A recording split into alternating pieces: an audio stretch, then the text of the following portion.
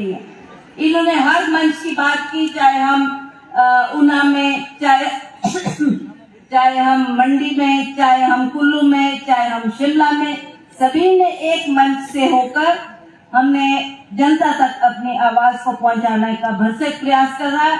जनता भी जानती है कि हम सब एक है। जहां जनता की ये आवाज है और जनता ये चाहती है, तो हमने भी आपकी मांग के मुताबिक ही ये लोगों में संदेश दिया है।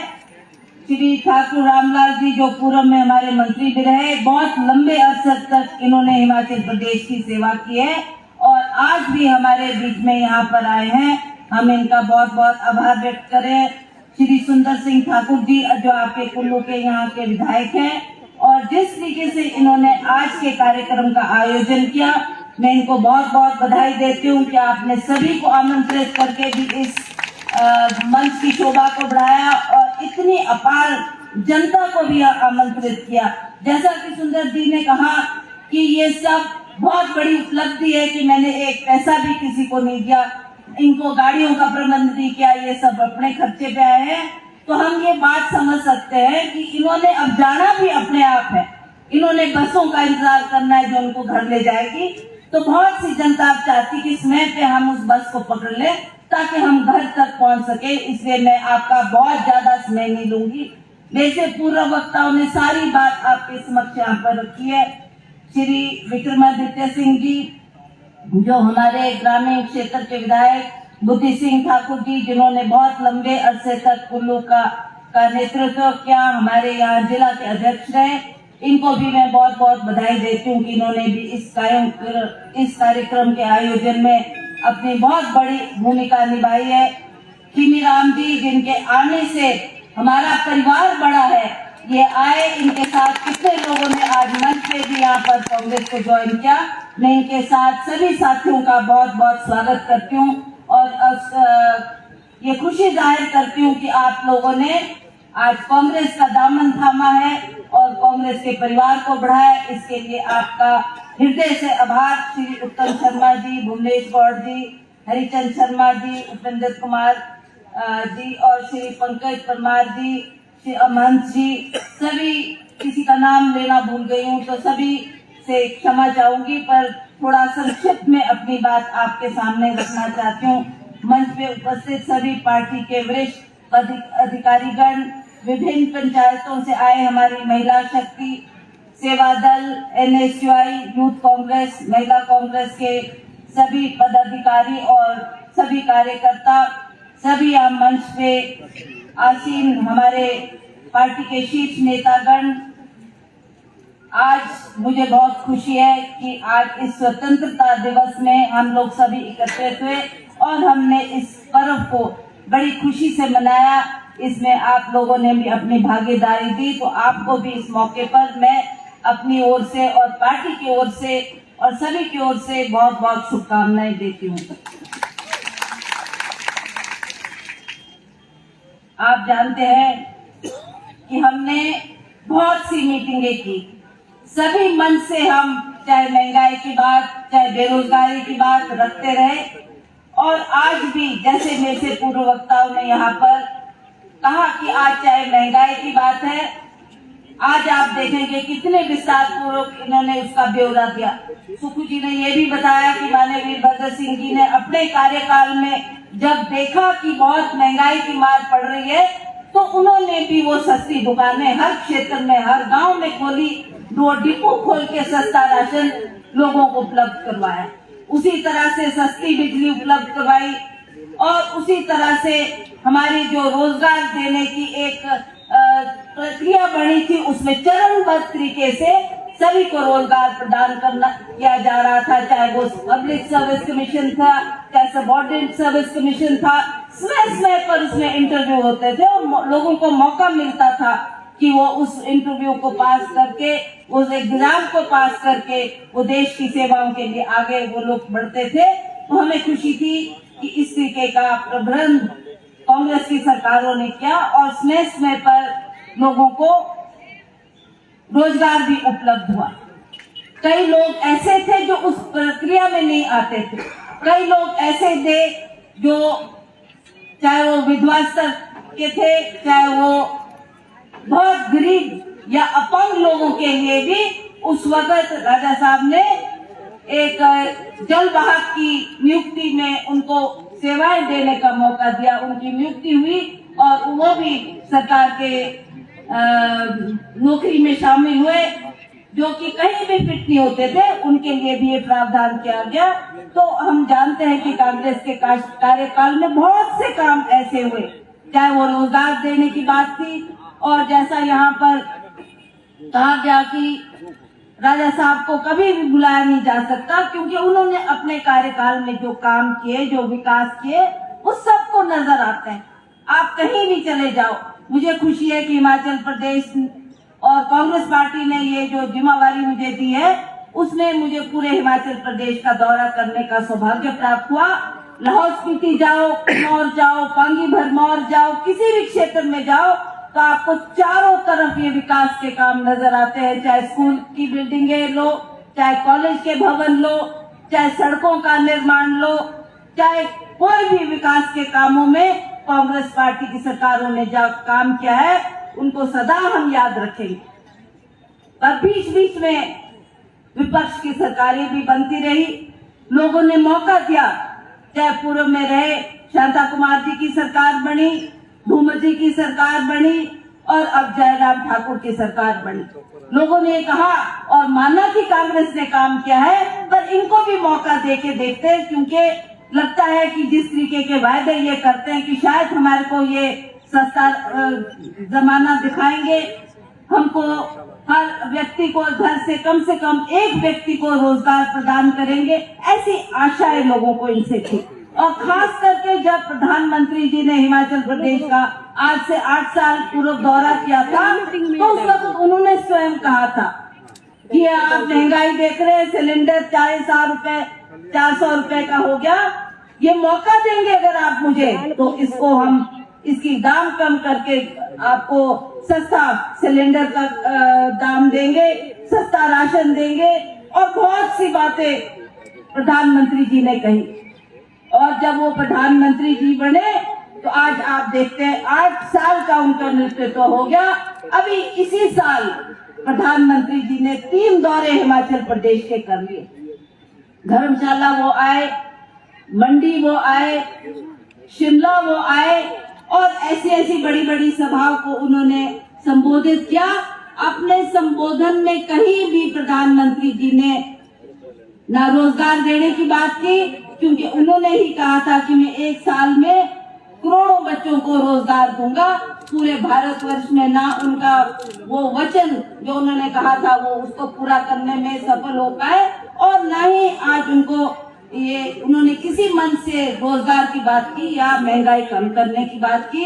ये मैं इसलिए आपके सामने ये बातें रख रही हूँ कि इस आशा से लोगों ने उनको चुनकर भेजा था। फिर आई जयराम ठाकुर जी की बात, तो जयराम ठाकुर जी भी जब उन्होंने इस कुर्सी को संभाला तो लोगों को उनसे भी आशा थी। लोगों को ये भी बहुत खुशी थी कि हमारा मंडी से एक मुख्यमंत्री बना है, और 5 साल उन्होंने उनको मौका दिया। पर 5 साल बीतने के बाद भी आज भी किसी मन से हम ये नहीं कह सकते कि जयराम जी की ये उपलब्धि है, ये काम इन्होंने किया, या इन्होंने कोई रोजगार दिया, या कोई महंगाई कम की। इस तरीके का जो इनका 5 साल का शासन काल रहा, वो बहुत निराशजनक रहा। तो इसलिए मेरा आपसे निवेदन है कि अब वो समय आया है जब जनता ये फैसला करेगी कि आपको कैसी सरकार चाहिए, अगली सरकार कैसी होनी चाहिए।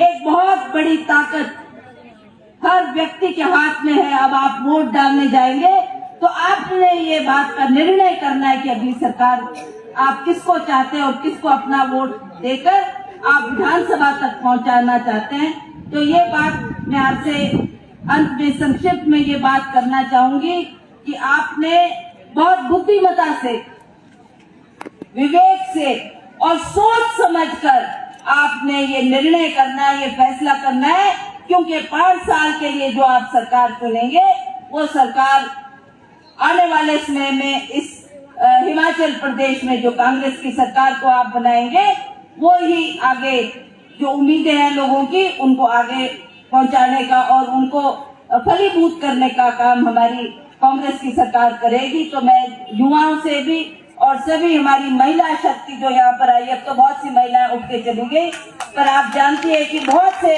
महिला मंडल यहाँ पर आए थे, हमारे और भी स्वयंसेवी समूह की महिलाएं भी यहाँ पर आई थी। तो आपने भी एक बहुत बड़ी जीत, जो मैंने पिछली बार जो हमारा पार्लियामेंट का उपचुनाव हुआ उसमें मुझे आपने जो जीत दी है, उसके लिए मैंने पिछली मर्तबा भी आपके कुल्लू में आकर बधाई दी थी और आपको धन्यवाद भी दिया था कि आपने मुझे पार्लियामेंट तक पहुंचने का अवसर प्रदान किया है। और मुझे खुशी है कि जब आपने मुझे पिछली बार 2 बार चुनकर भेजा तो हमारे पास एक बहुत अच्छा नेतृत्व केंद्र में था। यूपीए की सरकार थी, श्रीमती सोनिया गांधी जी हमारी यूपीए की चेयरपर्सन हुआ करती थी और डॉक्टर मनमोहन सिंह जी हमारे प्रधानमंत्री थे। मैं बड़े गर्व के साथ कह सकती हूँ कि उनके सामने जो जो समस्याएं हमने हिमाचल प्रदेश की रखी, खास करके मेरे पार्लियामेंट्री हल्के की बहुत सी समस्या थी, चाहे वो रोहतांग टनल की बात थी, चाहे वो हमारे और क्षेत्रों में मेडिकल कॉलेज की बात थी। मंडी से एक आवाज उठी कि हमारे को मेडिकल कॉलेज चाहिए, उसकी आवाज हमने वहाँ पर उठाई और प्रधानमंत्री जी से तत्कालीन ये बात उनके समक्ष रखी। आईआईटी की मांग हमने उनसे की, आज आईआईटी पूरे प्रदेश में थी और हमने प्रधानमंत्री जी से मांग की कि 9वीं आईआईटी आप हमारे को हिमाचल प्रदेश के लिए थे। हम आभारी हैं राजा वीरभद्र सिंह जी के, जिन्होंने द्रंग क्षेत्र में जो भूमि उसके लिए चाहिए वो हमको उपलब्ध करके दी और आज आप देख रहे हैं कमान के द्रंग क्षेत्र में वो कितनी बड़ी आईआईटी वहाँ पर खुली है, वो डॉक्टर मनमोहन सिंह जी की देन है। 4 उन्होंने हमारे को मेडिकल कॉलेज दिए। उस वक्त गुलाम नबी आजाद हमारे हेल्थ मिनिस्टर थे और उनको उन्होंने निर्देश दिए कि हिमाचल प्रदेश में 4 मेडिकल कॉलेज के लिए उनको आदेश दिए कि ये वहाँ खुलने चाहिए। आज आप देखेंगे हमारे दूर दराज क्षेत्रों में, चाहे सिरमौर का क्षेत्र है, चंबे का क्षेत्र है, हमें वहाँ पर वो मेडिकल कॉलेज मिले। हमारा नेहरू चौक में इतना बड़ा जो मेडिकल कॉलेज हमको मिला वो भी केंद्र सरकार की देन है। हमने बड़े खुले मन से ये आवाज पार्लियामेंट में भी उठाई और जब भी मौका मिला मैंने डॉक्टर मनमोहन सिंह जी के समक्ष, चाहे वो टनल की बात थी, चाहे लोगों की जो मांगे उनके सामने रखी, उन्होंने सारों की सारे मांगों पर गौर करते हुए आज हमको वो काम करके दिए हैं जो आज आपके समक्ष है। आज भी आपने मुझे तीसरी मर्तबा यहाँ से चुनकर पार्लियामेंट तक पहुँचाया है, पर मैं ये नहीं कह सकती कि मैं प्रधानमंत्री को भी मिल सकती हूँ या वहाँ तक पहुँच सकते हैं। आज चाहे अमित शाह को मिलने की बात है, चाहे वो प्राइम मिनिस्टर को मिलने की बात है, तो इवन एक मेंबर ऑफ पार्लियामेंट खास करके कांग्रेस पार्टी का, उसको टाइम नहीं दिया जाता, उसकी बात नहीं सुनी जाती। तो आप खुद समझ सकते हैं कि हम अपनी आवाज को केवल मात्र पार्लियामेंट तक पहुंचा सकते हैं। पर जिस तरीके से हम फख्र के साथ डॉक्टर मनमोहन सिंह जी के पास जाकर अपनी बात को रखते थे, वो आज समय नहीं है। आज उसके लिए भी हमारे को बहुत जिद्दोजहद कर अपनी आवाज को पार्लियामेंट में रखना पड़ता है। तो अंत में मैं आप सबका बहुत बहुत आभार व्यक्त करती हूँ। आपने मुझको मौका दिया कि हम अपनी क्षेत्र की समस्याओं को पार्लियामेंट में उठा सके। यहाँ कुल्लू क्षेत्र की भी कुछ समस्याएं थी, जैसे पीने के पानी की समस्या थी। मुझे याद है कमलनाथ जी हमारे उस टाइम मिनिस्टर हुआ करते थे, उनके सामने भी हमने अपनी बात को उठाया और उन्होंने हमारे को यहाँ पर पीने के पानी की स्कीम दी, कुल्लू के लिए दी, मंडी के लिए दी और हमारे रामपुर क्षेत्र के लिए दी। आज कहीं भी क्षेत्र में ये समस्या नहीं है कि हमारे पास पीने का पानी नहीं है। उसमें हमारे पास 36 घंटे वो पानी हमारे को उपलब्ध है। और उसी तरह से हमारी और भी यहाँ पर कई मांगे थी, जैसे हमने एयरपोर्ट को विस्तृत करने की बात कही, उसको बड़ा करने की बात कही, वो भी हमने मुद्दा पार्लियामेंट में रखा। आज हमें खुशी है कि हमारा ATR 42 जो अभी इन्होंने स्टार्ट किया है, उसकी भी मांग हम बार बार पार्लियामेंट में उठाते रहे और आज इन लोगों ने ये जो एयरपोर्ट यहाँ पर एयर सर्विस शुरू की है, उसके लिए भी हम इनका आभार व्यक्त करते हैं कि आपने इस सर्विस को शुरू किया कि जो एक बहुत लंबी मांग थी। और मुझे याद है पिछली बार जब हम इस बात को उठाते थे, तो बार बार ये लोग कहते थे कि जी अगर एयर सर्विस शुरू भी हुई है पर उसके टिकट इतने महंगे कि हम आम आदमी उसमें सफर करना हमारे लिए बहुत मुश्किल है। तो हम लोगों ने ये भी बात रखी थी कि इसका आप एयर फेयर भी कम करें, ताकि जो हमारे किसान है, बागवान है, मरीज है, जिन्होंने दिल्ली जाना है, उनका ये सफर आसान हो सके। अब मुझे नहीं पता कि इन्होंने एयर फेयर कितना रखा होगा, पर उसके लिए भी कल हमारी एक इनके साथ एक मीटिंग होने जा रही है, जिसकी अध्यक्षता मेंबर ऑफ पार्लियामेंट ही करते हैं। तो मैं इस आवाज को वहां भी रखूंगी, उनके समक्ष भी रखूंगी कि आपने ये एयर सर्विस जो शुरू की है उसका फेयर नियंत्रण किया जाए, ताकि आम आदमी उसमें सफर कर सके। पिछली बार यहाँ पर आपने अपने कुछ टनल को लेकर भी आवाज उठाई थी, और इस सरकार ने, जयराम ठाकुर की सरकार ने ये कहा था कि हम ये चाहे भू टनल की बात हो, चाहे जडोली टनल की बात हो, उसको इस काम को करके देंगे। पर इनमें जो दुख है कि इन्होंने 5 साल में ना इस आवाज को पार्लियामेंट तक पहुंचाया, ना इन्होंने केंद्र समक्ष आपकी समस्या को रखा। आज भी वो समस्या वहीं की वहीं खड़ी है। मैं आपको विश्वास दिलाती हूँ कि जिस विश्वास से आपने मुझे चुना है, अब आने वाले समय में मुझे मौका मिलेगा तो मैं अवश्य इस समस्या को पार्लियामेंट में रखकर उसका हम समाधान करने का प्रयास करेंगे। जो सब्जी मंडी का ब्रिज है, उसके बारे में भी सरकार ने कहा था कि हम इसकी दुरुस्तीकरण करेंगे, जो कि लोगों की मांग थी। और उसी तरह से आपका एक कनेक्टिंग ब्रिज था भूतनाथ का, उसकी भी हालत वैसी की वैसी है। उस पर भी इन्होंने कोई ऐसा उसकी रिपेयर के लिए, उसको बेटरमेंट करने के लिए इन्होंने कोई कदम इस सरकार ने नहीं उठाए। तो उसके लिए भी हमें अगली सरकार में उसके बारे में हम चिंतन करेंगे, और अवश्य उस काम को पूरा करने का आपको मैं वायदा करती हूँ कि हम उस काम को प्राथमिकता के तौर पे करेंगे। दूसरी बात जो आज हमारे नोटिस में यहाँ आई है कि सोलंग नाले में जो हमारा एक फुट ब्रिज था, मेरा ख्याल फुट ब्रिज ही था, फुट ब्रिज, हाँ, तो फुट ब्रिज जो था, आई थिंक वो भारी वर्षा के कारण बह गया, और उसमें ऐसा अनुमान है कि 3 व्यक्ति थे, वो उसमें बह गए। अब ये नहीं पता कि वो मर गए हैं या जिंदा है, पर अगर जिंदा है तब हम भगवान से तब भी ये प्रार्थना करते हैं कि वो ठीक ठाक वापस घर आए। आज ये जो बड़ा हादसा वहाँ पर हुआ है, उसके लिए हम सभी दुखी हैं, और इसके बाद हम प्रशासन के साथ भी बैठकर बात करेंगे, और इस आवाज को भी सरकार के कानों तक पहुँचाने के लिए भरपूर प्रयास करेंगे। इन्हीं शब्दों के साथ मैं आप सबका पुनः बहुत बहुत धन्यवाद करती हूँ कि आप लोग इस मीटिंग में सभी आए हैं।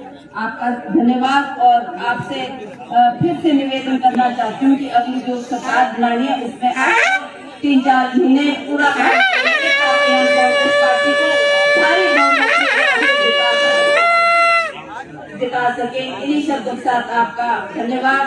हमारे मीडिया के लोग भी आए हैं, आपका भी मैं बहुत बहुत आभार व्यक्त करती हूँ, क्योंकि मीडिया हमारा चौथा स्तंभ है। तो हम आपसे ये उम्मीद करते हैं कि आप हमारी आवाज को जनता तक पहुंचाएंगे, चाहे वो सोशल मीडिया के माध्यम से, चाहे वो लिख करने के माध्यम, अखबार के माध्यम से भी हमारी खबर को जगह जगह पहुंचाकर हमारे संदेश को कुल्लू के हर क्षेत्र तक पहुंचाने का आप भी इसमें